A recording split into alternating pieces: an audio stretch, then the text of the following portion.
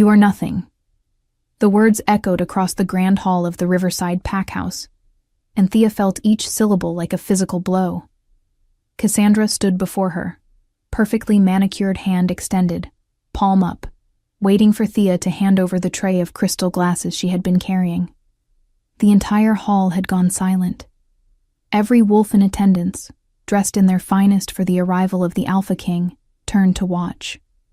Thea's hands trembled as she held the tray, knowing that any moment of hesitation would be seen as defiance, and defiance from someone like her was unthinkable. "Did you not hear me?" Cassandra's voice was sweet, poisonous honey that drew every eye in the room. "I said you are nothing, a wolfless omega who cannot even shift. Why the moon goddess allows creatures like you to exist is beyond comprehension." Thea lowered her gaze and extended the tray forward. It was easier this way. Easier to be invisible, to let the words wash over her without reaction, to survive. She had learned this lesson over 23 years of living in the Riverside pack. She had no family name to protect her, no wolf to give her strength, no beauty to grant her favor. She was, in every measurable way, exactly what Cassandra said. Nothing. Cassandra took the tray with a cruel smile, then deliberately tilted it. The glasses slid, crystals shattering against the marble floor in an explosion of sound that made several people gasp. The red wine inside spread across the white stone. Like blood, like an omen, like a promise of things to come. "How clumsy," Cassandra said, her voice carrying across the hall. "Clean this up immediately. The Alpha King will be here within the hour, and I will not have his first impression of our pack marred by your incompetence." Thea dropped to her knees without a word. She had done this before. She would do it again. This was her life, her role, her place in the world. As she picked up shards of broken crystal, careful not to cut her fingers, she could hear the whispers starting around her. Pathetic. Why does Alpha Marcus even keep her here? She should have been cast out years ago. At least she knows her place. The sting of their words had dulled over the years, but it had never disappeared entirely. Thea worked quickly, efficiently, her movements practiced from countless similar scenes. She gathered the broken glass into her apron, used a cloth to soak up the wine, and tried to make herself as small as possible while doing so. That was when she felt it. A shift in the air, a change in pressure, something that made every hair on her body stand on end. The great doors of the hall swung open, and silence fell like an executioner's blade. He had arrived early. Alpha King Damon Blackthorn stepped into the hall, and the world seemed to reorganize itself around his presence. He was tall, powerfully built, with dark hair that fell just past his collar, and eyes that were the color of molten amber. He wore black, simple but perfectly tailored, and he moved with the fluid grace of a predator who had never known fear. Behind him came his beta and a small contingent of warriors, but Thea barely registered them. Every instinct in her body, wolf or not, recognized what he was. Power. Pure, undiluted, terrifying power. Alpha Marcus rushed forward, his own considerable presence somehow diminished in comparison. "Alpha King, you honor us with your presence. We did not expect you for another hour. Please, forgive us for not being properly prepared to receive you." Damon's gaze swept the hall, taking in everything with those unnerving amber eyes. Thea froze where she knelt on the floor, surrounded by broken glass and wine stains, hoping desperately that he would not notice her. Invisibility had always been her greatest protection, but his eyes found her anyway. They locked onto her kneeling form with an intensity that made her breath catch in her throat. For a moment, just a moment, the entire world seemed to stop. Thea felt something she had never felt before, a pull, a recognition, a sense of inevitability that terrified her more than any of Cassandra's cruelties ever had. Then Damon looked away, and the moment shattered like the crystal at her feet. "There is no need for apologies, Alpha Marcus," Damon said, his voice deep and commanding. the kind of voice that expected obedience and always received it. I prefer to see a pack as it truly is, not as it pretears itself to be seen. Alpha Marcus laughed, but there was nervousness in it. Of course. Please allow me to introduce my daughter, Cassandra. She has been overseeing the preparations for the unification ceremony. Cassandra stepped forward, and Thea had to admit that she was breathtaking. Golden hair that cascaded down her back, blue eyes that sparkled with intelligence and ambition, a figure that was both elegant and strong. She wore a gown of deep emerald that complemented her coloring perfectly, and when she smiled at the Alpha King, it was dazzling. Alpha King Blackthorn, Cassandra said, her voice warm and welcoming, so different from the venom she had directed at Thea moments before. It is an honor to finally meet you. I have heard so many stories about your strength and wisdom. Damon inclined his head politely, but his expression remained neutral. The honor is mine, Miss Cassandra.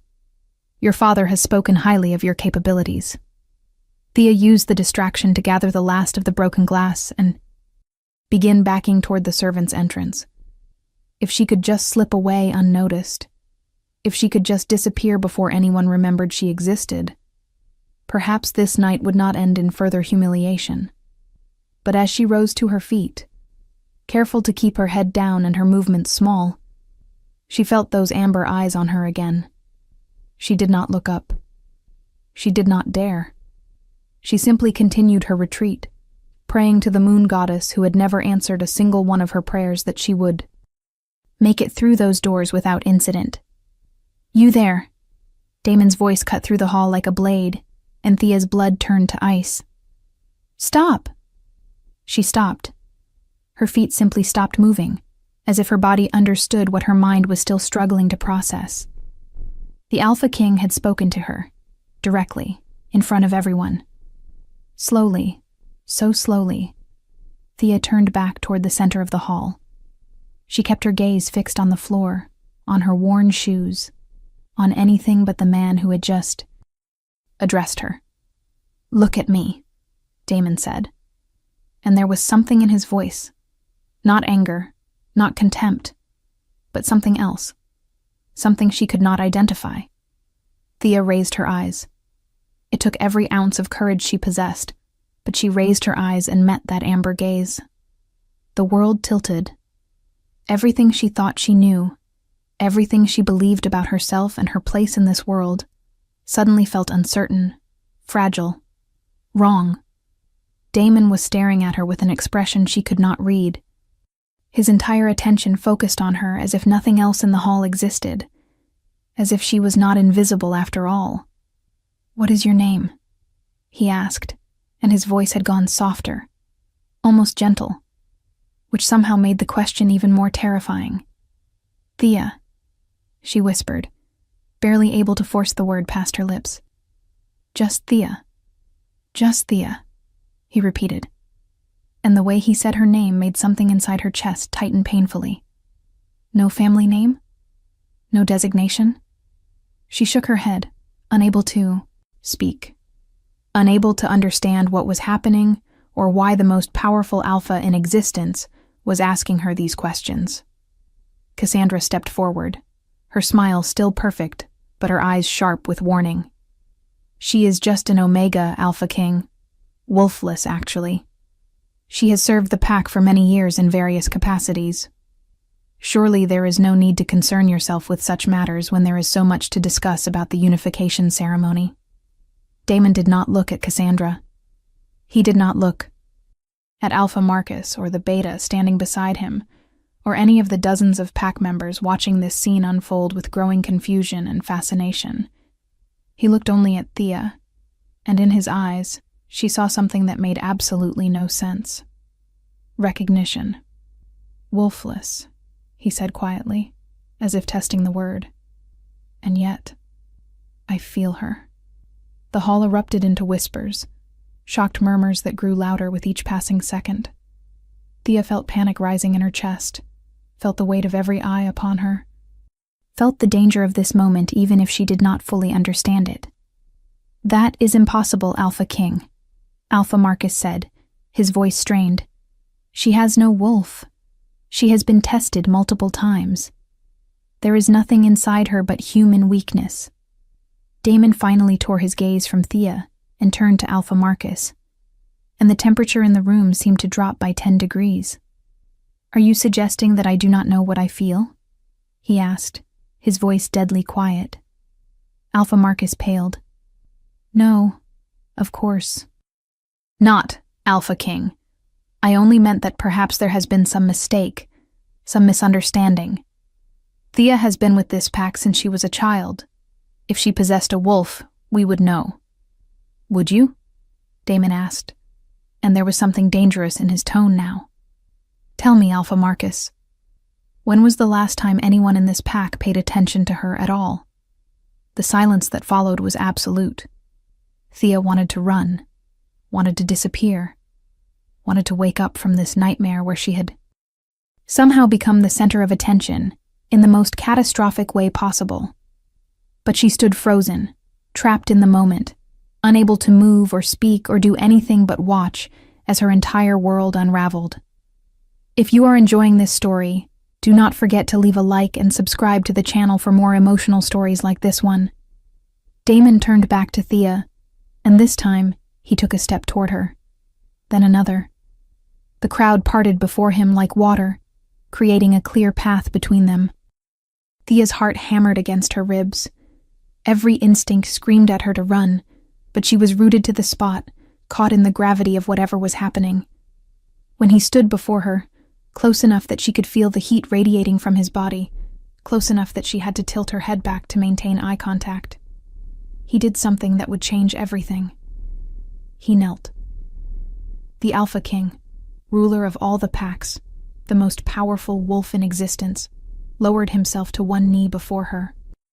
The gasps that echoed through the hall were like physical things, waves of shock that crashed over everyone present.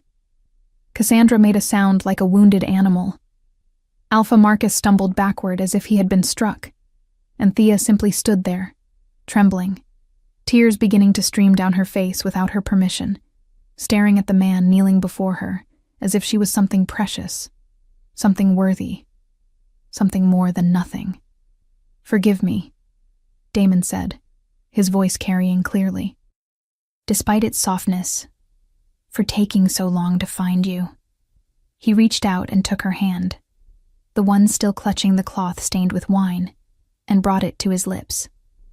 The kiss he placed on her knuckles was gentle, reverent, and it sent electricity racing through her entire body, waking things inside her that she had never known existed.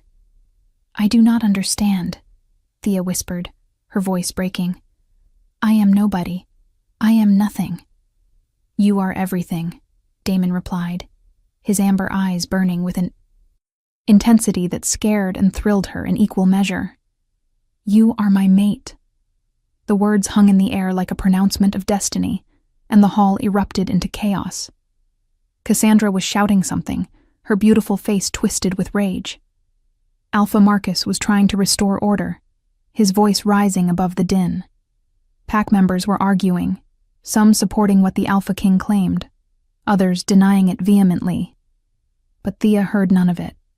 She heard only the pounding of her own heart, felt only the warmth of Damon's hand still holding hers, saw only the truth in his eyes as he gazed up at her.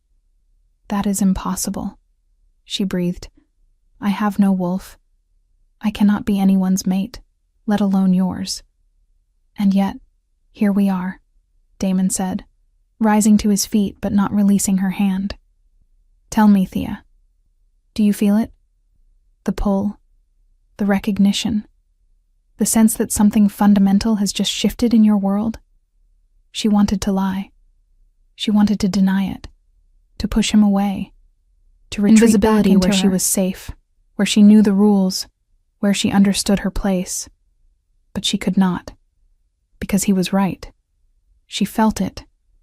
She felt something she had no name for, something that terrified and exhilarated her, something that made her feel more alive than she had ever felt in her entire unremarkable existence. Yes, she admitted, the word barely a whisper. I feel it. Damon smiled, and it transformed his entire face from intimidating to breathtaking. Good, he said. That is very good. This is insane! Cassandra's voice cut through the moment like a knife. She pushed through the crowd, her perfect composure shattered, her face flushed with anger. You cannot possibly claim her as your mate. She is wolfless. She is nothing. I was supposed to be your mate. My father and I have been preparing for this for years. Damon finally released Thea's hand and turned to face Cassandra, his expression hardening back into the cold authority he had worn when he first entered. You were never promised anything, Miss Cassandra, he said, his voice leaving no room for argument. The unification ceremony is about bringing the packs together under one rule, not about arranging marriages for political convenience. If you and your father believed otherwise, that was your mistake, not mine. But she has no wolf, Cassandra shrieked, and there was genuine desperation in her voice now. How can she possibly be the mate of an alpha king? She cannot even shift. She cannot give. You strong heirs. She is weak and useless and broken. Each word was designed to wound, and they did. Thea felt them sinking into her flesh like arrows, confirming everything she had always believed about herself. Of course Cassandra was right. Of course this was all some terrible mistake. Of course the Alpha King would realize his error and withdraw his claim, and then Thea's life would be even worse than before because she would have to live with the memory of this moment, this brief, impossible moment when someone had seen value in her. But Damon's expression grew dangerous, his eyes flashing with something that made even Cassandra take a step back. You will not speak of my mate that way, he said, his voice dropping to a growl that promised violence if she continued. Ever. Do you understand? Cassandra stared at him, her mouth opening and closing like a fish out of water, before she finally nodded jerkily. Damon turned to Alpha Marcus. I will be conducting my own investigation into Thea's condition. I do not believe for a moment that she is truly wolfless. I believe that her wolf has been suppressed, either intentionally or through neglect and abuse. The accusation hung heavy in the air, and Alpha Marcus's face went through several shades of red before settling on a mottled purple. Alpha King, I assure you, no one in this pack has ever intentionally harmed Thea. We have provided for her, given her work, allowed her to remain here despite her limitations. Allowed her to remain, Damon repeated flatly. How generous. And in exchange, you have made her your servant, your scapegoat, the target of your daughter's cruelty. Do not think I did not see that little performance when I entered this hall. Thea felt her face burning. She had never wanted this, never wanted to be the cause of conflict, never wanted attention at all. This was a nightmare, and it was only getting worse. Please, she said, her voice small but desperate. Please. I do not want to cause trouble. I can just go. I can leave and everything can go back to normal. Damon turned to her, his expression softening instantly. You are not causing trouble, Thea. You are simply existing, and if your existence causes others discomfort, that says everything about them and nothing about you. The words were kind, but they felt impossible to believe. How could she be valuable? How could she be important? She was just Thea, just the quiet girl everyone laughed at. I need air, she said suddenly, panic rising in her chest. I need to go outside. I cannot breathe. She did not wait for permission. She turned and ran, pushing through the crowd that parted before her, with expressions ranging from pity to contempt to fascination. She ran through the halls of the pack house, past the kitchens where she had spent countless hours, past the servants' quarters where she slept on a narrow cot in a room she shared with 3 others, past all the familiar spaces that had been her prison for as long as she could remember. She burst out into the gardens behind the pack house, into the cool evening air, and collapsed onto a bench beneath an old oak tree. Her entire body was shaking. Tears streamed down her face, and she could not stop them, could not control the sobs that racked her frame, It was too much. All of it was too much. She heard footsteps approaching and knew without looking who it was. She could feel him now, that pull, that connection that had awakened the moment their eyes met. Damon sat beside her on the bench, close but not touching, giving her space even though something in her wanted him closer. "I am sorry," he said quietly. "I did not mean to overwhelm you, but I could not let that moment pass without acknowledging what you are to me." "What I am to you," Thea repeated, her voice thick with tears. "You do not even know me. How can you possibly claim that I am your mate? The mate bond is not about knowing someone in a conventional sense," Damon explained, his voice patient, gentle in a way that seemed at odds with the commanding presence he had displayed in the hall. "It is about recognition on the deepest level. My wolf knows your wolf, even if yours has not yet awakened. We are meant to be together, Thea. I knew it the moment I saw you." "But why?" she asked, finally turning to look at him through her tears. "Why would the moon goddess mate you, an alpha king, with someone like me? It makes no sense. There must be some mistake." Damon reached out slowly, giving her time to pull away if she wanted, and gently wiped the tears from her cheeks with his thumb. The touch was electric, sending shivers down her spine. "There is no mistake," he said firmly, "and you need to stop thinking of yourself as less than you are. The moon goddess does not make errors in mating. If she has bound us together, it is because you are exactly who I need, and I am exactly who you need. I do not even have a wolf," Thea said, her voice breaking again. "Everyone is right. I am wolfless. I have been tested. There is nothing inside me." "I do not believe that," Damon said.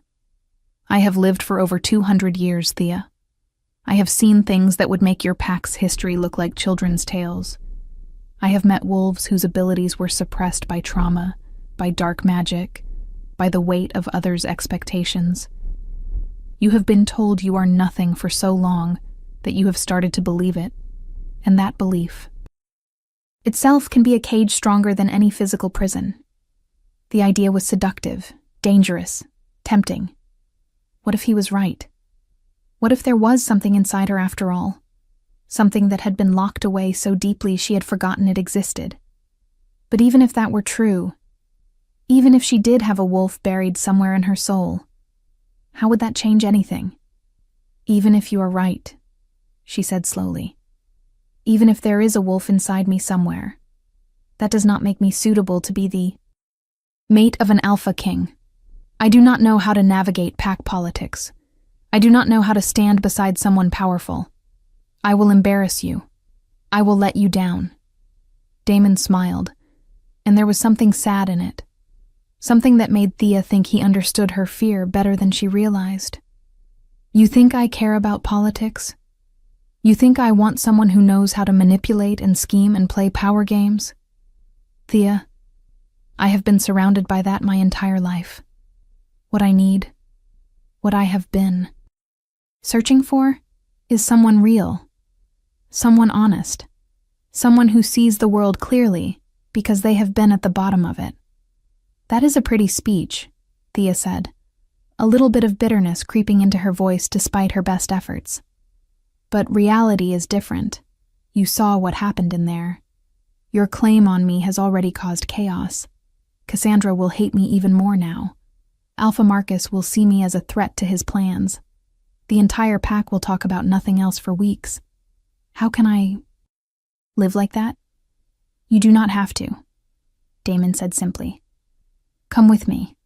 Leave this place. You were never meant to spend your life being diminished by wolves who could not see your value. Come to my territory, to the capital. Let me help you discover who you truly are." The offer hung between them, tempting and terrifying in equal measure. Leave the Riverside Pack? Leave the only home she had ever known? It was true that she had never been happy here, that she had never been valued or respected, or even noticed most of the time. But it was familiar. It was safe in its own horrible way. She knew what to expect here. With Damon, with the Alpha King, she would be entering a world completely foreign to her. A world where she would be expected to be someone she did not know how to be. "I am scared," she admitted in a whisper. "I know," Damon said, and he took her hand again, threading his fingers through hers. "But I promise you, Thea, I will never let anyone hurt you again. Not physically, not emotionally, not in any way. You are under my protection now, and I do not take that responsibility lightly." She looked down at their joined hands, his so much larger than hers, strong and scarred from battles she could only imagine.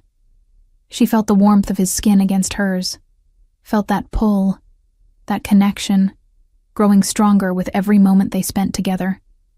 What do you think will happen next? Leave your predictions in the comments below. "Okay," she heard herself say, and the word felt like stepping off a cliff into darkness, hoping there would be something to catch her. "Okay, I will come with you." Damon's face lit up with genuine joy, and Thea realized with a start that he had been worried she would refuse. The Alpha King had been worried about her decision, as if her choice mattered, as if she had power in the situation. It was a dizzying realization. "We will leave tomorrow morning," Damon said. "That will give me time to conclude my business here and you time to gather whatever belongings you wish to bring."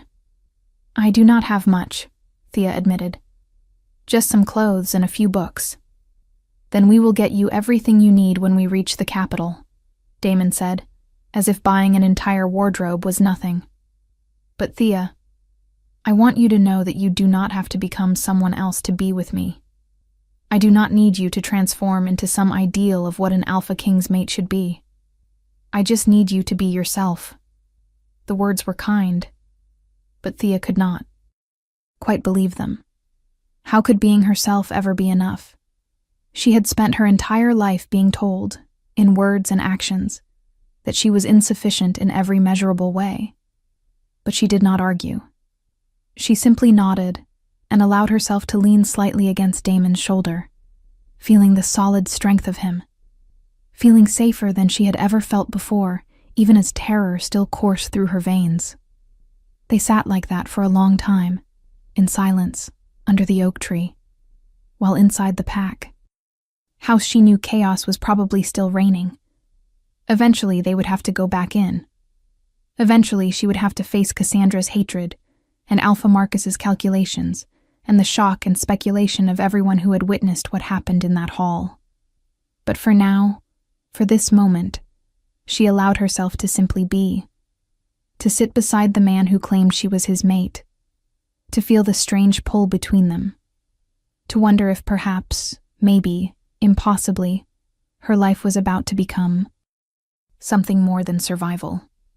When they finally rose and walked back toward the pack house, Damon kept her hand firmly in his, a public declaration that he meant every word he had said. Thea felt every eye on them as they entered, heard the whispers start up again like a swarm of locusts.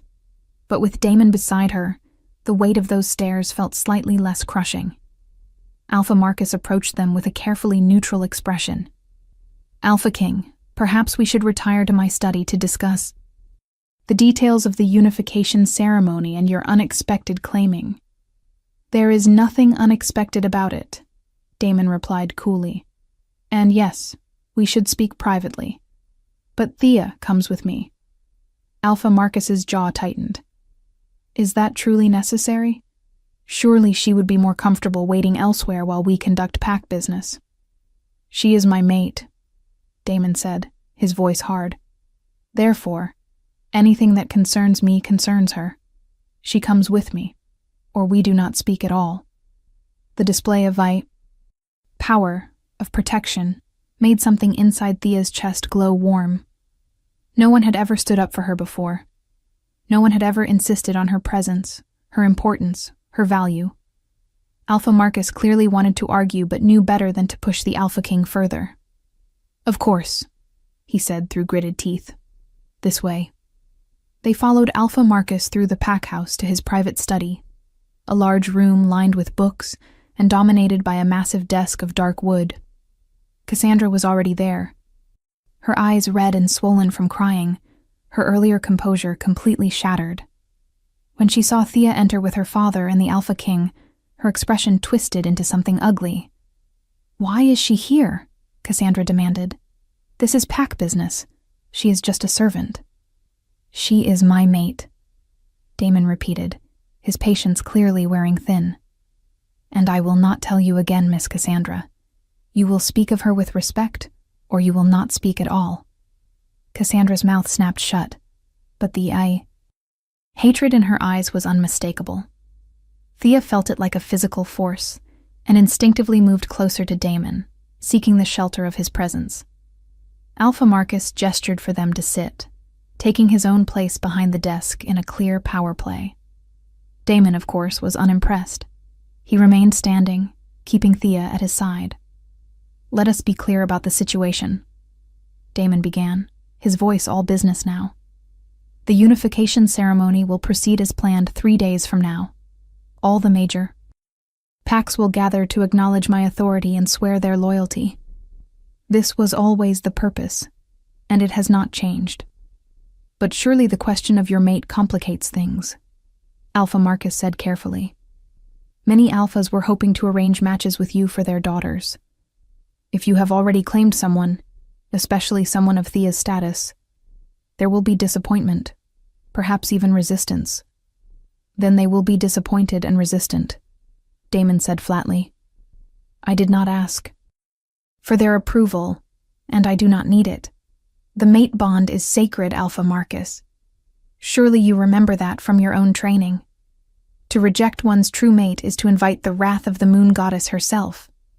"Yes, but typically true mates are of similar status," Alpha Marcus argued, his voice growing sharper. "An alpha with an alpha female, a beta with a beta female, and so on. The balance is important. What you are suggesting, claiming an omega, a wolfless omega at that, as your mate goes against tradition. Tradition is not law," Damon countered. "And I have no interest in perpetuating systems that value breeding over connection. My decision is final." Cassandra made a sound of frustration. "But what about everything we discussed? What about the alliance between our packs? What about the trade agreements and the territorial arrangements? Those were all contingent on a marriage between us." "Were they?" Damon asked, raising an eyebrow. "Because I do not recall ever agreeing to marry you, Miss Cassandra. I recall your father presenting various proposals, but I made no commitments.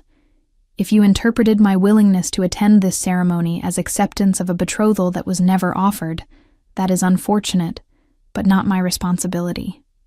Thea watched the exchange with growing anxiety. She could see the calculation in Alpha Marcus's eyes, the desperation in Cassandra's, the absolute certainty in Damon's. This was pack politics at its most brutal, and she was somehow at the center of it, despite having no understanding of how these games were played. "Thea," Alpha Marcus said suddenly, turning his attention to her for the first time since they had entered the study. "You must see that this situation is impossible. You are not suited to be an Alpha King's mate. You have no training, no pedigree, no wolf. Surely you care enough about Alpha King Damon to step aside and allow him to make a match that would benefit him and all the packs." The words were poison, disguised as reason, designed to make her doubt, to make her leave, to remove the obstacle she represented. And the terrible thing was, part of her agreed with him. Part of her believed that she was insufficient, that she would only bring Damon down, that the right thing to do would be to walk away. But then she felt Damon's hand tighten on hers, felt the warmth of their connection, remembered the way he had knelt before her, the way he had looked at her as if she was something precious. And she found herself speaking, even though her voice shook. "That is not your decision to make, Alpha Marcus. It is not even my decision alone. Damon has claimed me as his mate. If he wishes to withdraw that claim, he can. But I will not make that choice for him." The words came out stronger than she felt. But once they were spoken, Thea felt something shift inside her. A tiny flicker of something that might have been courage, might have been defiance, might have been the first stirring of a wolf that had been sleeping for far too long. Damon looked at her with such pride that it made her breath catch. "Well said," he murmured, then turned back to Alpha Marcus. "You heard her. This discussion is over. Thea is my mate, and she will stand beside me at the unification ceremony as such. Any pack that has a problem with that can take it up with me directly, and I think we all know how that conversation will end." Alpha Marcus's face was tight with suppressed rage, but he nodded curtly. "As you say, Alpha King, I will make the necessary announcements and arrangements." "See that you do," Damon said. "And Alpha Marcus, I expect Thea to be moved to guest quarters immediately. She will not spend another night in the servants' area, and anyone who treats her with anything less than the respect due to my mate will answer to me personally. Is that understood?" "Perfectly," Alpha Marcus said, though the word sounded like it cost him dearly. Damon guided Thea out of the study, his hand still, firmly holding hers. As they walked through the corridors, pack members scrambled to get out of their way, eyes wide with shock and speculation. Thea could hear the whispers following them, could feel the weight of hundreds of judgments and opinions pressing down on her. But with Damon beside her, she managed to keep walking, head up, even as her heart raced with anxiety. They were shown to a suite of rooms in the guest wing, rooms that were larger and more luxurious than any space Thea had ever occupied.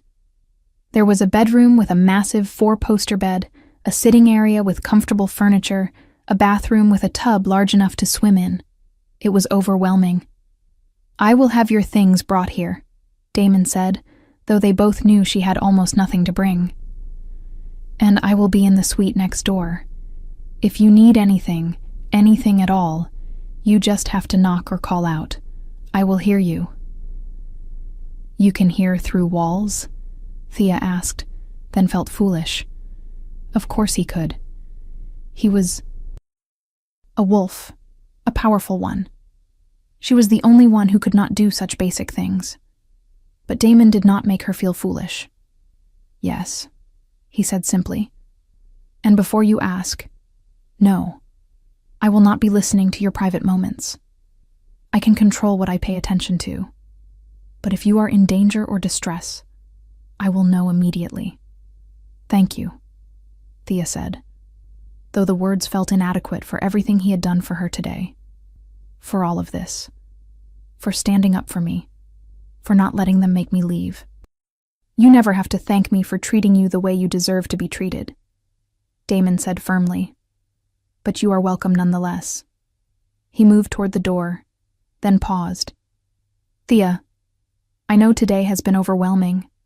I know you are probably terrified and confused and wondering what you have gotten yourself into. But I want you to know something." She looked up at him, waiting. "You are stronger than you think you are," he said quietly.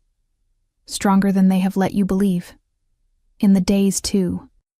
Come, you are going to start discovering that strength, and when you do, the whole world is going to have to reckon with who you really are." With that, he left, closing the door softly behind him. Thea stood alone in the center of the luxurious suite, and finally allowed herself to process everything that had happened. She had been claimed by the Alpha King. She was leaving the Riverside Pack. Her entire life had been turned upside down in the span of a few hours. She walked to the window and looked out over the packlands, over the territory that had been her prison for 23 years. Somewhere out there, beyond the borders, was a new life, a new world, a new version of herself that she could not even imagine yet. And she was terrified. But beneath the terror, buried deep but beginning to stir, was something else. Something that felt almost like hope. Thea stripped off her stained servant's clothes and drew herself a bath, sinking into the hot water with a sigh. She could not remember the last time she had been allowed to use hot water, let alone have an entire tub to herself. It was a small thing, but it felt like luxury, like proof that perhaps things really were changing. As she soaked, she found her mind drifting back to Damon, to the way he had looked at her, the way he had defended her, the way his touch had sent electricity through her entire body. The mate bond. It was supposed to be sacred, unbreakable, a gift from the moon goddess. But how could it be real? How could someone like him be meant for someone like her? She thought about what he had said, about her wolf being suppressed rather than absent. Was it possible? Could there really be something inside her that had been locked away all this time? And if so, how would she ever access it? Thea climbed out of the bath eventually, dried herself with towels softer than anything she had ever touched, and put on the simple nightgown that had been left for her. It was not hers. Probably something borrowed from a pack member, but it fit well enough. She climbed into the enormous bed, expecting to lie awake all night, mind racing with worry and fear and anticipation. But exhaustion claimed her quickly, pulling her down into sleep faster than she would have thought possible after such a day. And in her dreams, she ran. She ran through forests under a full moon, powerful and free, her body sleek and strong, her senses sharp and clear. She ran with a massive black wolf beside her. There, movements perfectly synchronized, and she felt complete in a way she had never felt while awake. She felt whole. When she woke the next morning to sunlight streaming through unfamiliar windows, the dream lingered. She could still feel the phantom sensation of paws hitting the ground, of muscles bunching and releasing, of the wind in her fur. For the first time in her life, Thea allowed herself to wonder if perhaps, maybe, impossibly, Damon might be right. Perhaps there was a wolf inside her. After all, perhaps she was not broken. Perhaps she had simply been sleeping, waiting for the right moment to wake up. There was a knock at her door, and Thea called out permission to enter. A young woman came in carrying a tray with breakfast and a bundle of clothing. She looked nervous, her eyes darting around as if she expected to be reprimanded. "Good morning, Miss Thea," the girl said, setting the tray down on a small table. "Alpha King Damon asked me to bring you food and something suitable to wear for traveling. We will be departing in a few hours." "Thank you," Thea said, and the girl's eyes widened slightly, as if she had not expected kindness. It made Thea wonder how she herself had been perceived by other servants, whether her own misery had made her overlook the struggles of those around her. The girl bobbed a quick curtsy and hurried out, clearly uncomfortable with the situation. Thea examined the clothing and found well-made traveling garments, sturdy but comfortable in shades of deep blue and gray. They fit her surprisingly well, and when she looked at herself in the mirror, she barely recognized the woman staring back. She looked almost presentable, almost like someone who could stand beside an alpha king without causing immediate embarrassment. Almost. The breakfast was simple but delicious, and Thea ate slowly, savoring every bite. She knew that once she left this room, once she faced the pack again, the difficulty would begin. But for now, in this moment of calm, she allowed herself to simply exist without fear.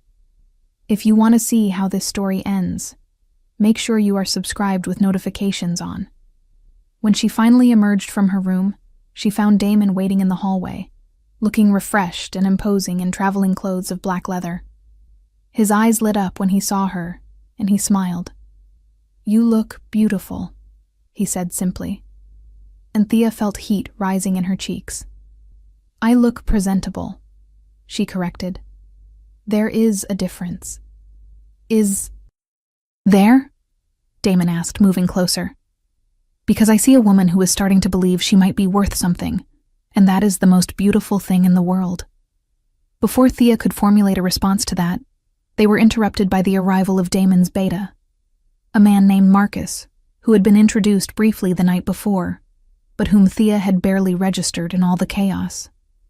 "Everything is prepared for departure, Alpha King," Marcus reported. The vehicles are loaded and the escort is ready. Alpha Marcus requests a moment of your time before we leave. Of course he does, Damon said dryly. Very well. Thea, stay with Marcus. I will return shortly. He left before she could protest, and Thea found herself alone with the beta, who was studying her with an expression she could not quite read. You caused quite a stir last night, Marcus finally said, his tone neutral. I imagine that is not what you wanted. No, Thea admitted. It was not. I never wanted to cause problems. For anyone. And yet, here we are, Marcus said, but there was no judgment in his voice, only observation. The Alpha King claimed you in front of an entire pack. That is not something that can be taken back or ignored. You understand what that means?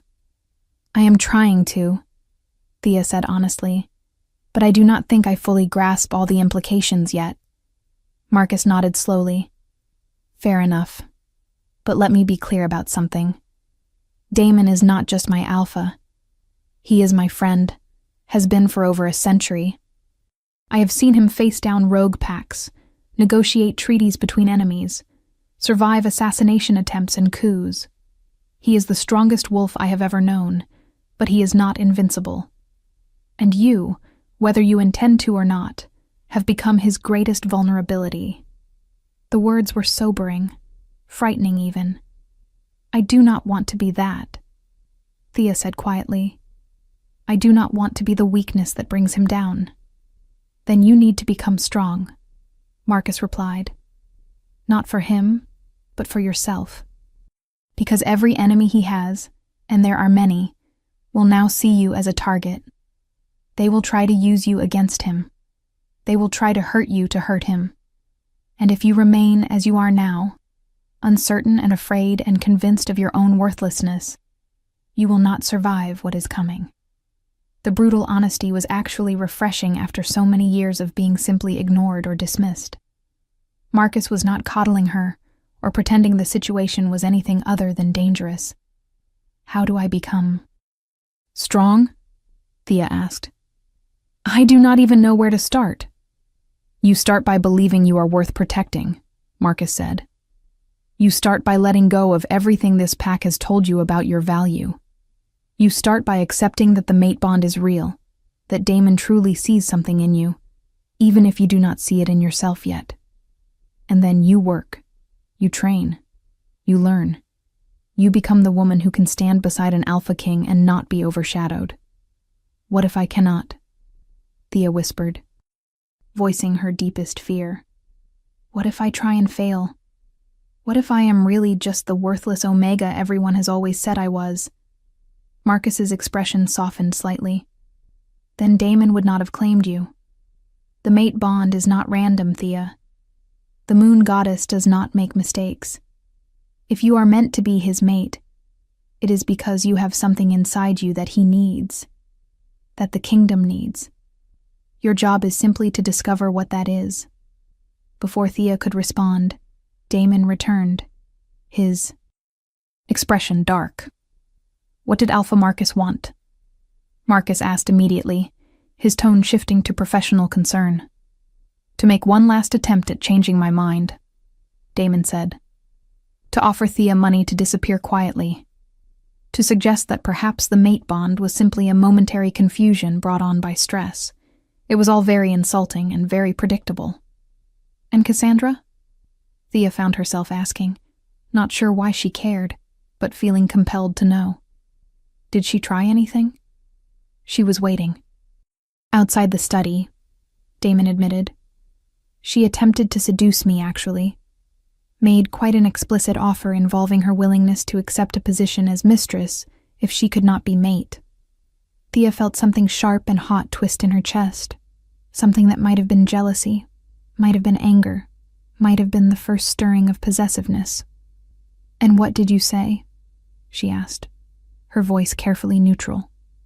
Damon looked at her, his amber eyes intense. I told her that I have never been interested in her, that I will never be interested in her, and that if she approaches me again with such proposals, I will have her banned from court permanently. I also told her that if she makes any attempt to harm you, in any way, I will consider it an act of war against my kingdom." The fierce protectiveness in his voice made Thea's knees weak. She had never been defended before, never been valued enough to inspire such vehemence.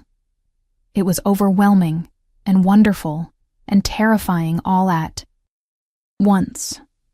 "We should go," Marcus said quietly, "before Alpha Marcus thinks of more ways to delay us." They made their way out of the pack house, and Thea was acutely aware of every eye tracking their progress. The pack had gathered to see them off, or more accurately, to see her leave with the Alpha King, to witness this impossible thing with their own eyes. Cassandra stood with her father, her face a mask of barely controlled rage. Other pack members whispered and pointed.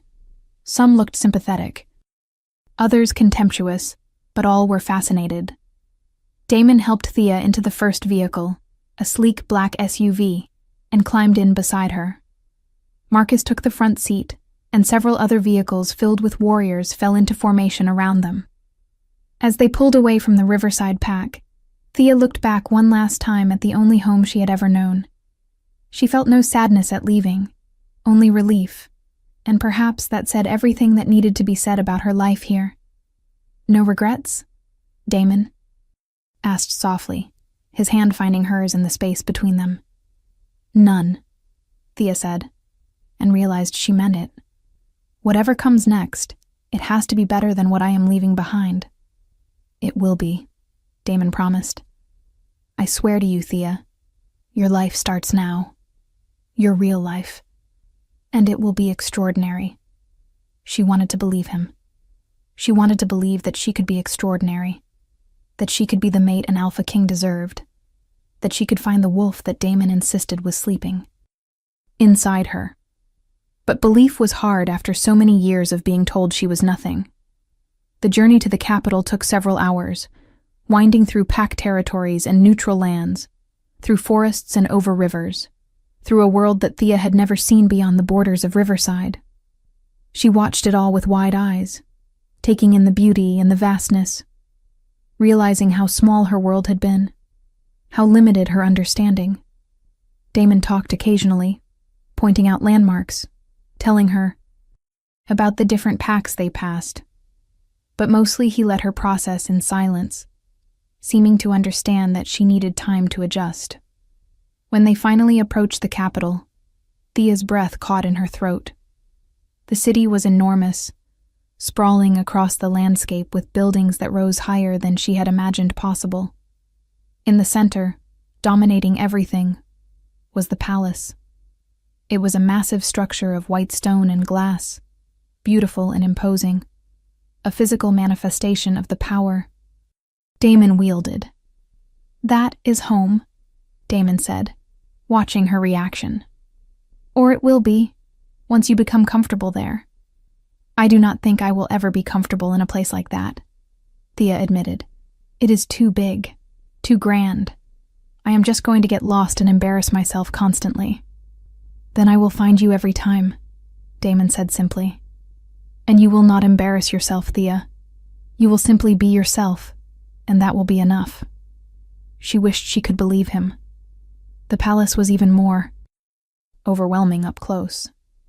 Servants in crisp uniforms rushed to attend them as they exited the vehicles. Warriors stood at attention, their eyes curious as they studied the woman who had apparently captured their Alpha King's heart. Thea felt herself shrinking, trying to become invisible again, but Damon's hand at her back kept her upright, kept her moving forward.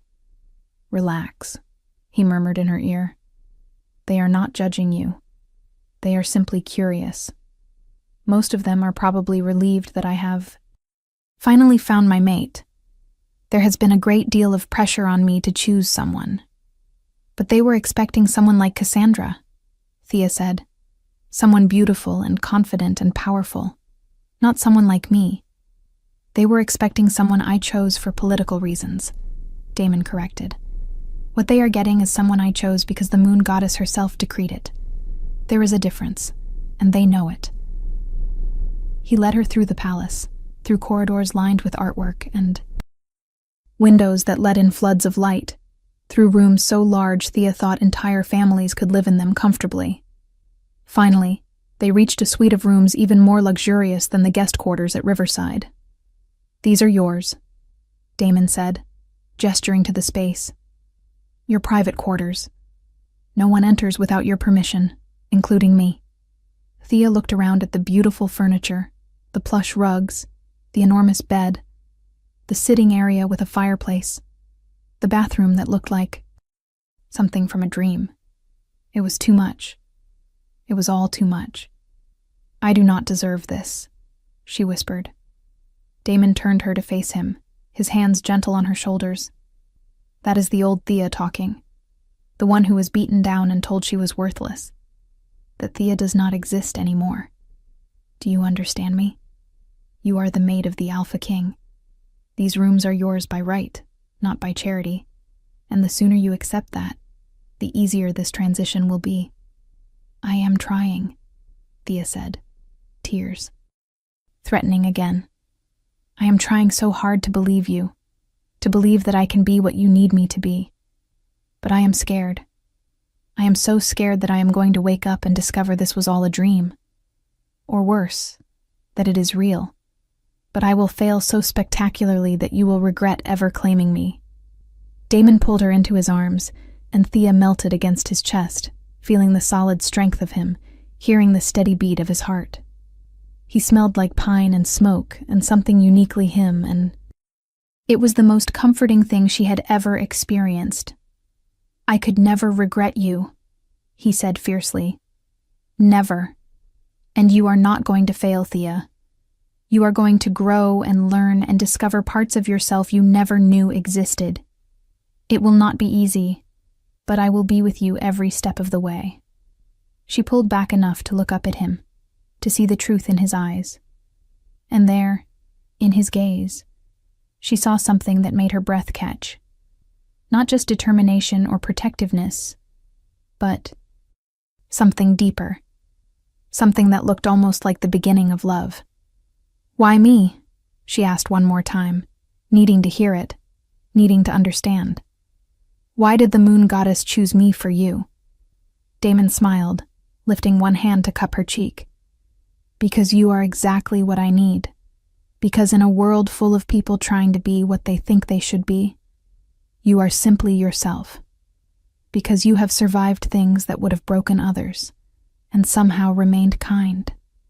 Because when I look at you, I see strength you have not discovered yet, potential waiting to be unleashed, a future so bright it almost blinds me.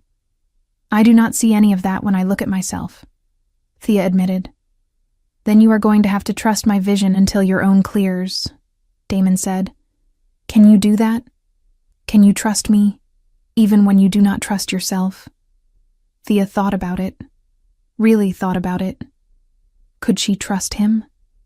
This man she barely knew, who had turned her entire world upside down in a single day.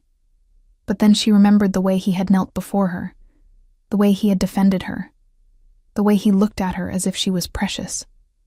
And she realized that maybe, just maybe, she could. "Yes," she said softly. "I can trust you." "Good," Damon said. And then, giving her time to pull away if she wanted, he leaned down and pressed his lips to hers. The kiss was gentle, questioning, nothing like the demanding passion Thea had imagined an Alpha King might show.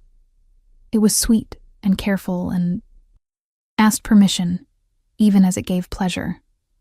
And when Thea kissed him back, tentatively at first, but with growing confidence, she felt something inside her shift, crack, begin to wake up. A warmth spread through her body, starting at her core and radiating outward, and for just a moment, just a heartbeat, she could have sworn she felt something stir inside her mind. Something that had been asleep for a very long time. Something that recognized its mate and was beginning, finally, to wake. When they broke apart, both breathing harder, Damon was staring at her with wonder. "You felt that," he said. It was not a question. "I felt something," Thea admitted. "I do not know what it was, but it was like something woke up inside me, just for a second. "Your wolf," Damon said, certainty in his voice. "She is in there, Thea. I told you. She has just been sleeping, waiting for the right moment." "How do I wake her completely?" Thea asked, feeling desperate now, feeling that if she could just access that part of herself, everything else would make sense. "Patience," Damon said, "and training, and time. But we will get there. I promise you, we will get there." He left her then, reluctantly, but giving her space to settle in, to process, to breathe. Thea explored her new quarters, touching the soft fabrics, looking out windows that offered views of the city and the forests beyond, trying to reconcile this new reality with everything she had known before. There was a knock at her door, and when she opened it, she found a woman standing there, middle-aged with kind eyes and a warm smile. "Hello, Miss Thea. My name is Margaret. Alpha King Damon asked me to help you get settled and to assist you with anything you might need. I have been in service to the royal family for 30 years, so if you have questions about how things work here, I am happy to answer them." "Thank you," Thea said, stepping aside to let Margaret enter. "I have to admit, I am completely overwhelmed. I do not know anything about palace life or what is expected of me." "No one expects you to know everything immediately," Margaret said kindly. "You will learn as you go. For now, why do not we start with something simple? I have arranged for a seamstress to come take your measurements for proper clothing. An Alpha King's mate needs an appropriate wardrobe, after all." The idea of being measured, of having clothes made specifically for her, was foreign and intimidating. But Thea nodded, determined to face each challenge as it came. Over the next few hours, she was measured and pinned and draped with fabrics and colors she had never imagined wearing. The seamstress, a cheerful woman named Rosa, chattered constantly about styles and cuts, and what would flatter Thea's figure, treating her like someone whose appearance mattered, whose preferences were important. It was disorienting and wonderful. When the seamstress finally left, promising to have the first set of garments ready within 2 days, Thea collapsed onto the sofa in her sitting area, exhausted. Margaret brought her tea and sandwiches, sitting with her companionably. "You are handling this remarkably well," Margaret observed. "Most people would be having a complete breakdown by now." "Who says I am not?" Thea asked with a weak laugh. "I am barely holding it together, to be honest." "But you are holding it together," Margaret said. "That takes strength. More strength than you probably realize. Everyone keeps telling me I am strong," Thea said. "But I do not feel strong. I feel terrified and out of my depth and like I am one wrong move away from proving everyone right about my worthlessness." Margaret set down her tea and looked at Thea seriously. "May I speak plainly?" "Please," Thea said, desperate for honesty in a world that suddenly felt full of politeness and political maneuvering. "You have been abused," Margaret said bluntly. "Perhaps not physically, though I would not be surprised if there were incidents you have not mentioned. But emotionally, psychologically, you have been systematically broken down by people who should have protected you. That kind of damage does not heal overnight.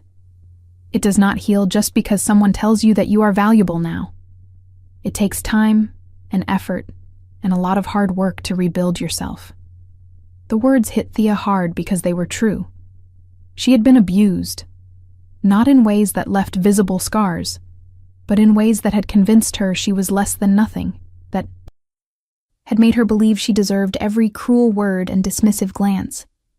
"How do I fix it?" Thea asked, her voice small. "How do I become the person Damon thinks I am?" "You start by acknowledging that the person he thinks you are is actually the person you have always been underneath all the lies they told you," Margaret said gently. "You start by being kind to yourself. You start by giving yourself permission to take up space, to have needs, to matter. And you let the people around you help. You. Alpha King Damon sees something in you because it is there to be seen. Your job is simply to clear away enough of the damage to see it yourself. Thea felt tears sliding down her cheeks again. She seemed to be crying constantly these days, as if years of suppressed emotion were finally being released. Margaret handed her a handkerchief without comment, allowing her to cry without judgment. "Thank you," Thea finally managed, "for being honest with me, for not pretending this is going to be easy." "It will not be easy," Margaret agreed, "but it will be worth it. And you are not alone, Miss Thea. You have Alpha King Damon, and you have me, and you will have others who will come to care for you once they know you. You are not facing this alone anymore." That night, Thea ate dinner alone in her quarters, still too overwhelmed to face the formal dining situation she knew existed somewhere in the palace. Margaret had assured her it was fine, that she was allowed to take her time. Adjusting, that no one expected her to immediately step into the role of Alpha King's mate, as if she had been training for it her entire life. But as she sat in the silence, picking at food that was more delicious than anything she had ever tasted, Thea felt loneliness creeping in. This was what she had wanted, was it not? To be left alone, to not be the target of cruelty and mockery.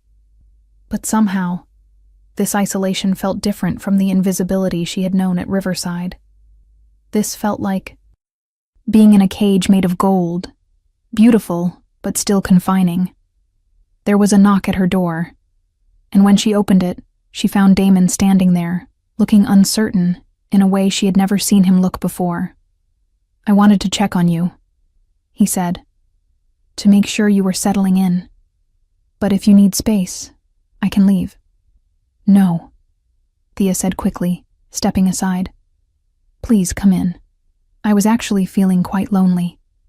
Relief flooded his features as he entered, and Thea realized that he had been worried she might reject him, that she might need distance after everything that had happened.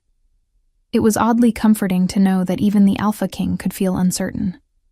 "How was your day?" Damon asked, sitting in one of the armchairs and gesturing for Thea to take the sofa. She told him about the seamstress and Margaret and the overwhelming luxury of everything. He listened attentively, asking questions, making her feel heard in a way she had never experienced before. "I want to start your training tomorrow," Damon said eventually. "Training?" Thea asked, confused. "Training for what?" "For awakening your wolf," Damon explained. "I have been thinking about it all day, consulting with pack historians and shamans. There are techniques, rituals, meditations that can help draw out a suppressed wolf. It will not be easy, and it might take time, but I believe we can do it." Hope and fear warred in Thea's chest. What if we cannot? What if there really is no wolf inside me, and we waste all this time trying to find something that does not exist? "Then we will face that together," Damon said firmly. "But I do not believe that will happen. I felt your wolf, Thea. When we kissed earlier, when that warmth spread through you, that was her. She is in there. She is just scared and confused and needs help coming forward. Like me," Thea said quietly. "Scared and confused and needing help." Damon moved to sit beside her on the sofa, taking her hand. "Exactly like you. You and your wolf are mirrors of each other. As you heal, she will emerge. As she emerges, you will heal. It is a cycle, a journey you will take together." "When do we start?" Thea asked, deciding that if she was going to do this, she might as well commit fully. "Tomorrow morning," Damon said. "Early, before the palace fully wakes. We will go to the sacred grove in the forest. It is a place of power, a place where the moon goddess's presence is strong. If anywhere can help wake your wolf, it will be there." They talked for hours that night, about everything and nothing. Damon told her about his childhood, about the responsibilities of being Alpha King, about the loneliness of power and the weight of decisions that affected thousands of lives. Thea found herself opening up in return, telling him things she had never told anyone, about the small kindnesses that had kept her going during dark times, about the books she loved to read, about the dreams she had never dared voice aloud. When Damon finally, left promising to collect her at dawn. Thea felt more connected to him than seemed possible after knowing someone for such a short time. The mate bond was real. She could feel it strengthening with every conversation, every touch, every shared moment. She slept better that night, and when she dreamed, she ran through forests again, the black wolf beside her, getting closer with every stride. When dawn broke, Thea rose and dressed in the simple clothing Margaret had left for her, suitable for walking in the forest. Her heart raced with anticipation and fear. Today, she would begin the journey to find her wolf. Today, she would start becoming whoever she was meant to be. Damon was waiting for her when she emerged from her quarters, and together they walked through the silent palace and out into the forest beyond. The sacred grove was about an hour's walk, and they made the journey in comfortable silence, the world still gray with pre-dawn light. When they reached the grove, Thea understood immediately why it was considered sacred. The trees here were ancient, their trunks thick and gnarled with age, their branches forming a canopy that filtered the growing light into something ethereal and magical. In the center of the grove was a small clearing with a natural spring, the water so clear it looked like liquid crystal. "This place has been holy to our kind for thousands of years," Damon said quietly, his voice reverent. "Alphas have been crowned here. Mates have been bonded here. Wolves who thought they were broken have found healing here. The moon goddess's presence is strong in this place. Can you feel it?" Thea closed her eyes and tried to sense what Damon was describing. At first, there was nothing but the normal sounds of the forest waking up, birds beginning to sing, wind rustling through leaves. But then, slowly, she began to feel something else. A warmth, a presence, a sense of being watched over by something ancient and benevolent. "I feel something," she whispered, afraid that speaking too loudly would break the spell. "Good," Damon said. "That is a start. Now I want you to kneel beside the spring and look into the water. Not at your reflection, but through it. Try to see past the surface into the depths." Thea did as he instructed, kneeling on the soft moss beside the spring and gazing into the water.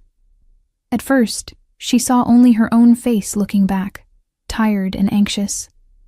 But as she continued to stare, as she let her vision blur, slightly, she began to see something else.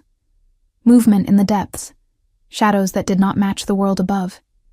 And then, for just a moment, she saw eyes, wolf eyes, looking back at her from inside the water, from inside herself.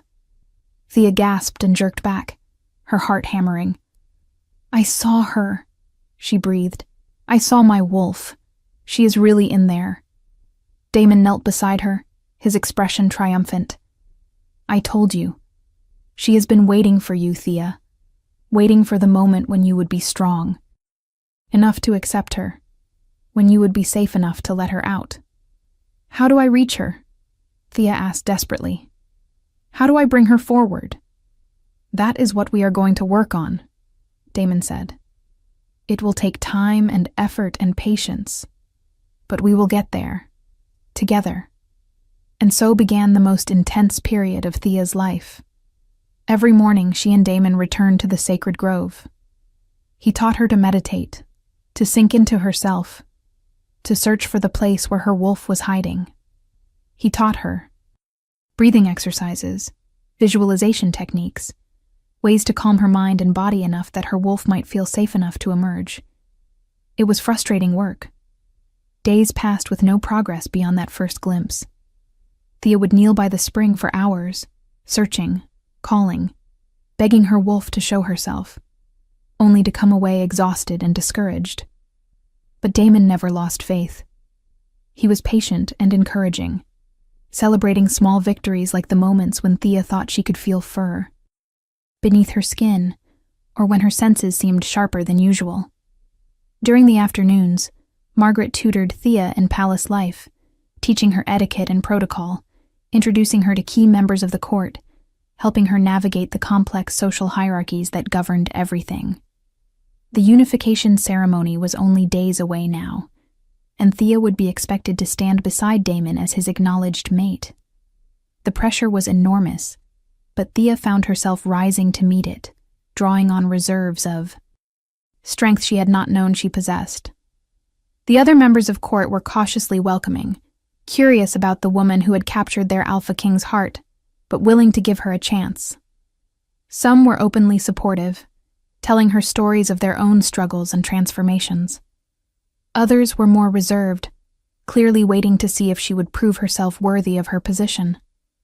And a few were hostile, believing that Damon should have chosen someone of higher status, someone with power and connections to bring to the union.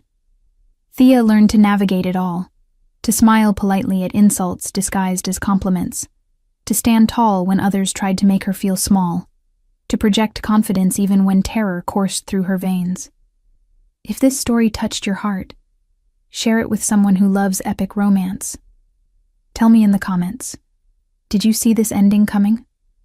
On the morning of the 5th day of training, something changed.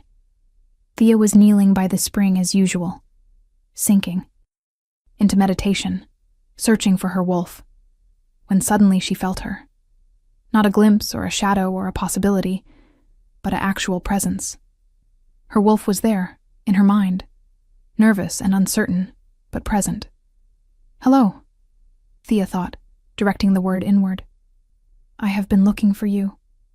"I know," came a voice, not spoken aloud, but heard nonetheless, feminine and strong and achingly familiar. "I have been here all along, waiting. But you were not ready before." "Am I ready now?" Thea asked. "Feel scared and uncertain and convinced I will fail." "That is why you are ready," her wolf replied. "Because you are trying anyway. Because you have stopped waiting for permission to exist. Because you are starting to believe you might be worth something." Tears streamed down Thea's face as she conversed with the part of herself she had thought was lost forever. "Why were you silent for so long? Why did you never answer when I called?" "Because you were not safe," the wolf said simply. "If I had emerged while you were still at Riverside, while you still believed you were nothing, they would have destroyed us both. I stayed hidden to protect us. But now, with him, with our mate, we are finally safe enough to be whole." Thea opened her eyes and found Damon watching her intently. "Something happened," he said. "I can see it in your face." "I spoke to her," Thea said, her voice shaking with emotion. "My wolf. She answered me. She is really there, Damon. She has always been there." Damon pulled her into his arms, holding her as she cried tears of relief and joy and grief for all the years she had been denied this connection. "I am so proud of you," he murmured into her hair. "I knew you could do it. I knew you would find her." "She says we can shift soon," Thea said. "Not today, but soon. Once I grow more comfortable with the connection, once I trust it fully. Then we will keep working," Damon said, "as long as it takes." Over the next 2 days, Thea spent hours in meditation, strengthening the bond with her wolf, learning to communicate fluidly, discovering aspects of herself she had never imagined. Her senses began to sharpen. She could hear conversations happening rooms away, could smell emotions on people's skin, could see in darkness that would have blinded her before. Her wolf was not just present, but integrating, merging with Thea in a way that made her feel complete for the first time in her life. And through it all, the mate bond with Damon grew stronger. Every touch sent sparks through her system. Every kiss awakened parts of her that had been dormant. She found herself wanting him with an intensity that was both exhilarating and terrifying. And she could see the same desire reflected in his eyes, carefully controlled but always present. The night before the unification ceremony, Damon came to her quarters and found her standing by the window, staring out at the full moon. "Nervous about tomorrow?" he asked, coming to stand beside her. "Terrified," Thea admitted. "Everyone will be watching. All the alphas, all the pack leaders, everyone will be judging whether I am worthy to stand beside you. Let them judge, Damon said fiercely. Their opinions mean nothing compared to the truth. You are my mate. The moon goddess herself decreed it. That is the only validation you need. But what if I embarrass you? Thea asked, voicing her deepest fear. What if I say something wrong, or do something inappropriate and make you look foolish? For claiming me? Damon turned her to face him, his hands gentle on her shoulders. Thea, you need to understand something. I have lived for over 200 years. I have faced down challenges that would destroy most wolves. I have made decisions that cost lives, that changed the course of history for our kind. And through it all, I have been alone. Powerful, yes. Respected, certainly. But fundamentally alone because I had not found the one person who was meant to stand beside me. He cupped. Her face in his hands, his amber eyes intense. You are that person. Not because you know the right things to say, or because you understand pack politics, or because you fit some ideal of what an alpha king's mate should be. You are that person because the core of who you are matches the core of who I am. Because when I am with you, I feel complete in a way I never have before. Because you have survived things that would have broken others and remained kind and hopeful and real. I am starting to believe you, Thea whispered. I am starting to believe that maybe I am not the worthless thing they told me I was. You were never worthless, Damon said firmly. You were simply hidden, like a diamond buried in mud. But now you are being cleaned off, and everyone is going to see what I saw from the beginning. A woman of incredible strength and courage and heart. He kissed her then, deep and passionate, and Thea kissed him back with all the emotion flooding through her. The mate bond sang between them, pulling them closer, and Thea felt her wolf rising to meet his, felt the two of them recognizing each other on a level beyond human comprehension. When they broke apart, both breathing hard, Damon rested his forehead against hers. Tomorrow we stand together before the packs. We show them that our bond is real and unbreakable. We show them that you are exactly where you belong. Are you ready? Yes, Thea said, and realized she meant it. She was not ready to be perfect or to never, or make mistakes. But she was ready to stop hiding, to stop shrinking, to stop believing the lies. She was ready to step into her destiny, whatever that might be. Yes, I am ready. The unification ceremony began at noon, with the sun high overhead and hundreds of wolves gathered in the great courtyard of the palace. Thea stood beside Damon on a raised platform, wearing a gown that the seamstress had worked around the clock to complete. It was silver like moonlight, simple but elegant, designed to make her look like she belonged beside royalty. The ceremony itself was ancient and formal, with each alpha coming forward to pledge their loyalty to Damon and to acknowledge his authority as Alpha King. Thea watched as powerful men and women knelt before the man she was mated to, understanding for perhaps the first time the true scope of his power and influence. And then came the moment she had been dreading. Damon took her hand and pulled her forward, presenting her to the assembled packs. This is Thea, his voice rang out clearly. My true mate, chosen by the moon goddess herself. She stands with me not by political arrangement or strategic alliance, but by sacred bond. Any disrespect shown to her is disrespect shown to me. Any harm attempted against her will be considered an act of war. I present her to you now and ask for your acknowledgement. There was a moment of silence, and Thea felt her heart stop. What if they refused? What if they rejected her? What if this was the moment where everything fell apart? And then, starting from the front and spreading like a wave through the crowd, the assembled wolves dropped to one knee, heads bowed, acknowledging her place beside their king. Thea felt tears prickling her eyes, but fought them back. She would not cry, not now, not in front of everyone. Instead, she stood tall, head high, hand clasped in Damon's, and accepted their acknowledgement with grace. The ceremony continued with feasting and celebration, with political discussions and alliance formations, with all the complex machinery of pack governance operating at full force.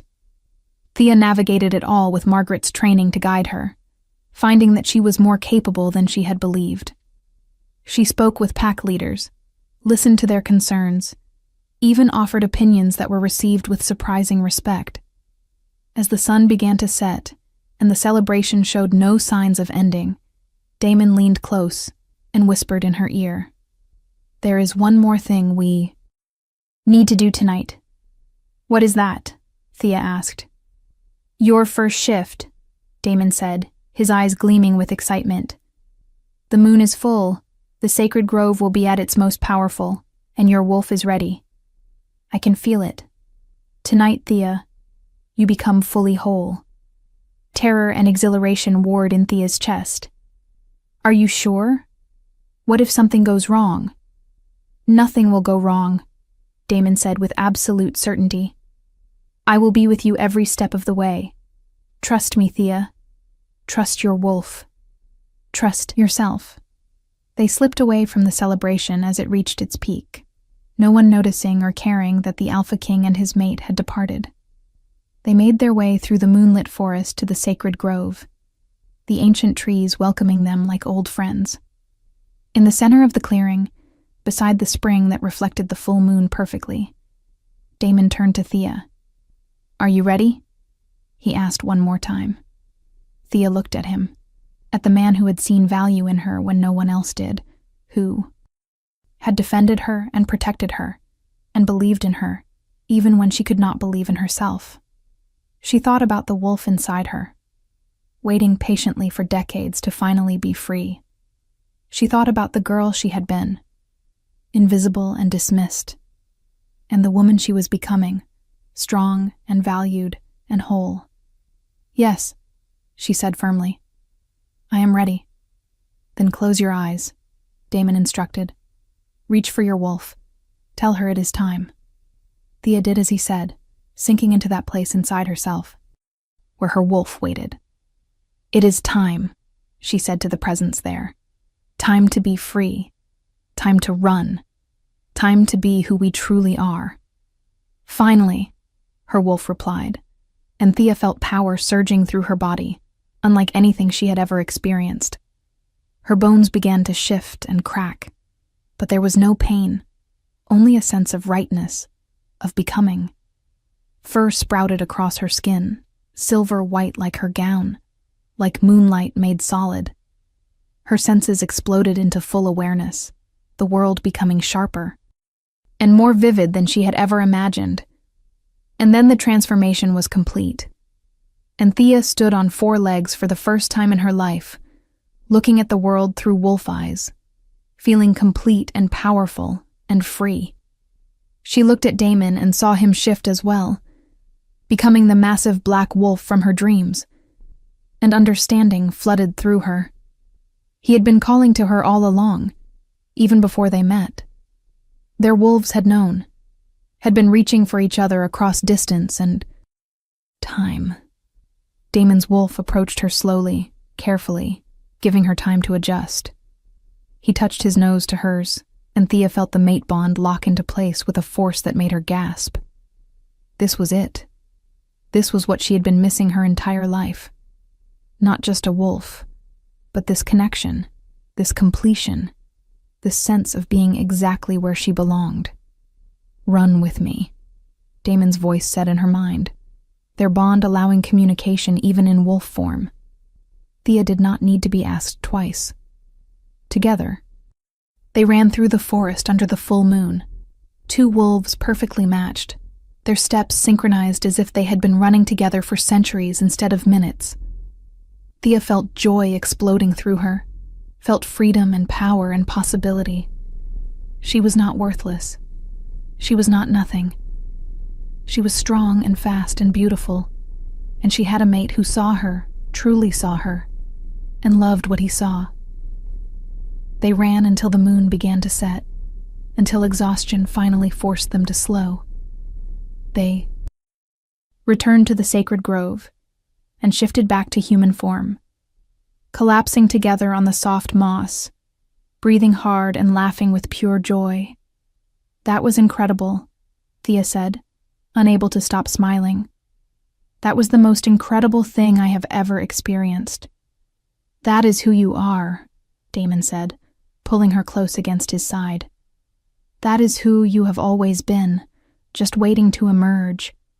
A wolf of extraordinary beauty and strength, worthy to stand beside an alpha king. I am starting to believe you," Thea said.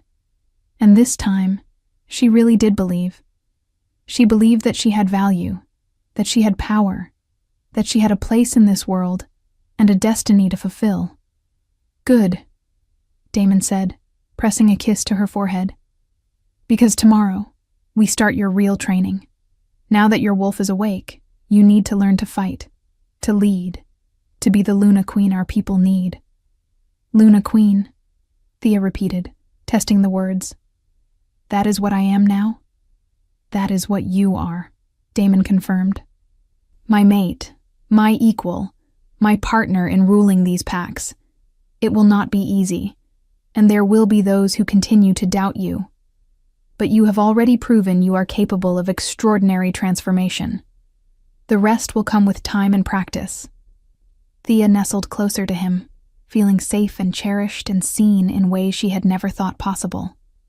"Thank you," she whispered, "for finding me, for claiming me, for believing in me when no one else did. You do not need to thank me for recognizing what was always there," Damon said. "But you are welcome nonetheless." They stayed in the grove until dawn, holding each other, talking about the future, dreaming about the life they would build together. And when the sun finally rose, painting the sky in shades of pink and gold, Thea felt like she was being reborn. She was no longer the quiet, invisible girl everyone laughed at. She was Thea, Luna Queen, mate to the Alpha King, a wolf of power and strength and purpose. She had been nothing, and they had laughed at her. But the Alpha King had bowed before her, had seen her value, had awakened the power sleeping inside her. And now, everyone who had dismissed her, everyone who had mocked her, everyone who had told her she was worthless, would have to acknowledge the truth. She was extraordinary. She always had been. She had just needed someone to believe in her, long enough for her to start believing in herself. The journey ahead would be challenging. There would be enemies who would try to use her perceived weaknesses against them. There would be moments of doubt and fear and struggle. But Thea was no longer alone. She had her wolf, she had her mate, and she had discovered the strength that had been inside her all along. They returned to the palace as the court was waking, walking hand in hand, both radiating a power and contentment that was impossible to miss. Thea saw the reactions, saw the double takes, saw the moment when people realized something fundamental had changed. She was not the uncertain girl from yesterday. She was the Luna Queen, fully awakened, and she belonged here. Word spread quickly through the palace. The Alpha King's mate had shifted. Her wolf was extraordinary, silver white and powerful, a match for the king's own strength. The doubters began to reconsider.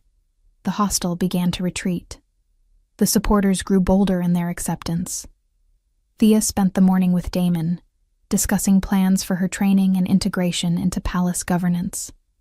She would learn combat from the best warriors, strategy from the wisest advisors, pack law from the most experienced judges. She would become, over time, the Luna Queen that the kingdom needed. But already, she was more than enough. At lunch, they ate together in the private dining room, stealing moments of affection between bites, simply enjoying being together. Thea found herself laughing, actually laughing, something she could not remember doing in years. "What is funny?" Damon asked, smiling. At the sound. "I was just thinking about Cassandra," Thea admitted.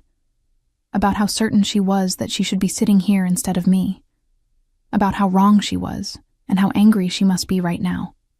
"She will survive," Damon said, without much sympathy.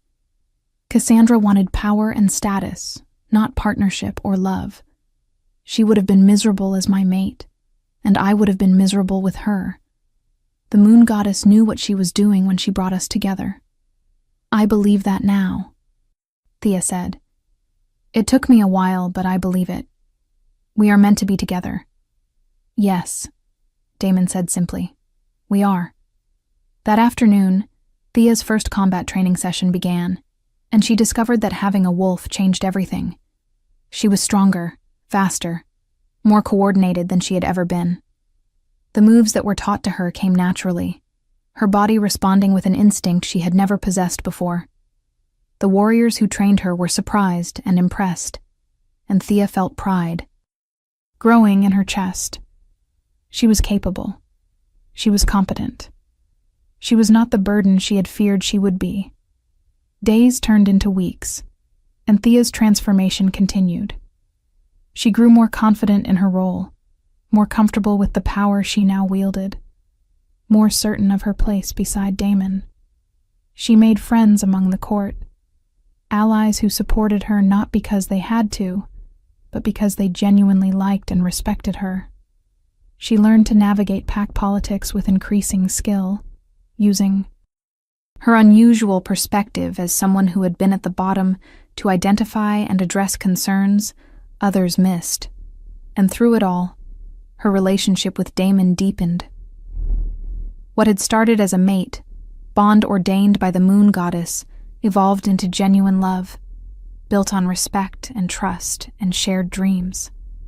They completed each other in ways that went beyond destiny, choosing each other daily, even though fate had already made its choice. One evening, several months after that first transformative night, Thea stood on the balcony of their shared quarters, looking out over the kingdom that was now partly hers to protect and guide. She thought about the girl she had been at Riverside, the one everyone had laughed at, the one who had believed she was nothing. That girl was gone, transformed not by magic, but by the courage to accept love, to believe in her own worth, to reach for the power that had always been sleeping inside her. Damon joined her on the balcony, wrapping his arms around her from behind and resting his chin on her shoulder. "What are you thinking about?" he asked. "How far I have come," Thea said quietly. "How different my life is now compared to what it was. How grateful I am that you saw something in me worth claiming." "I saw what was always there," Damon reminded her. "You did the hard work of believing it yourself. We did it together," Thea corrected. "I could not have become this person without you. And I could not be the king I am meant to be without you." "Beside me," Damon replied. "We make each other better, Thea. That is what true mates do." Thea turned in his arms to face him, reaching up to cup his face in her hands. "I love you," she said, the words still feeling new and precious every time she spoke them. "I love you too," Damon replied, and kissed her with all the passion and tenderness that had become their language of affection. As they stood together under the stars, Luna Queen and Alpha King, two wolves who had found each other against all odds, Thea thought about the title she had been given when she left Riverside. They had laughed at the quiet girl. They had mocked her weakness, ridiculed her worthlessness, dismissed her completely, until the Alpha King bowed before her, saw her value, awakened her power. Now, no one laughed. Now they bowed. Now they understood that she had never been nothing. She had simply been waiting, like a seed buried in darkness, for the right moment to bloom. And bloom she had, into something more, beautiful and powerful than anyone could have imagined. The story of the girl they had laughed at, the girl the Alpha King chose, would be told for generations. It would become legend, a reminder that true value cannot be determined by others' opinions, that destiny will find a way no matter how many obstacles are placed in its path, that the moon goddess sees what others cannot. But for Thea, it was simply her life. Her beautiful, extraordinary, impossible life. And she would live it with joy and strength and love, beside the mate who had seen her when no one else would, who had believed in her when she could not believe in herself, who had helped her become the woman she was always meant to be. They laughed at the quiet girl, until the Alpha King bowed before her. And then, the real story began.